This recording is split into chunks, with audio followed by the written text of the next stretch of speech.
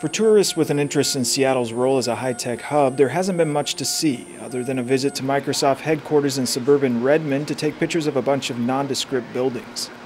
But now, Microsoft co-founder Paul Allen has opened the Living Computer Museum, with displays of old machines, all in working order, along with a geeky wish list of items he'd like to add, just in case anyone out there has an old tape drive or a supercomputer sitting around. The purpose of the museum is to be able to keep the history of computers alive and provide educational opportunities for the elementary, high school, and college kids to learn about these architectures and what these computers did, how they were used.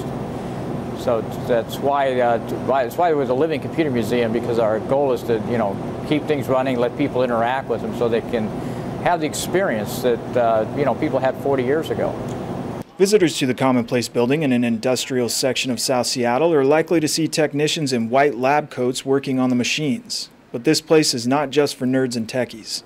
Since the museum opened October 25th, many visitors have been families, and their questions have not been the expected queries concerning technical specs of the machines, but rather where did the curators find these artifacts and what were they used for? If you come in, we provide tours. We have tours every hour, and we start our tour with a PDP-7, which was at the University of Oregon, and it was used in the physics department to do nuclear experiments.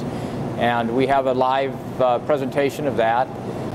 And then we have an IBM console that the 36091, only 15 of them ever made, 13 of them sold. It was for high calculations. NASA had one.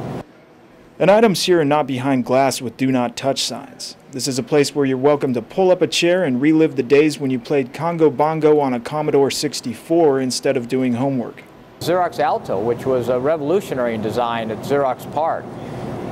It was the first WYSIWYG terminal. What you see is what you get. So if you had a word processor and you printed the document out, it would look on the printer the same it did in the terminal. That's the computer that Steve Jobs and Bill Gates saw to get their idea, their visions for Apple and Microsoft Windows. More information about the museum is available at livingcomputermuseum.org.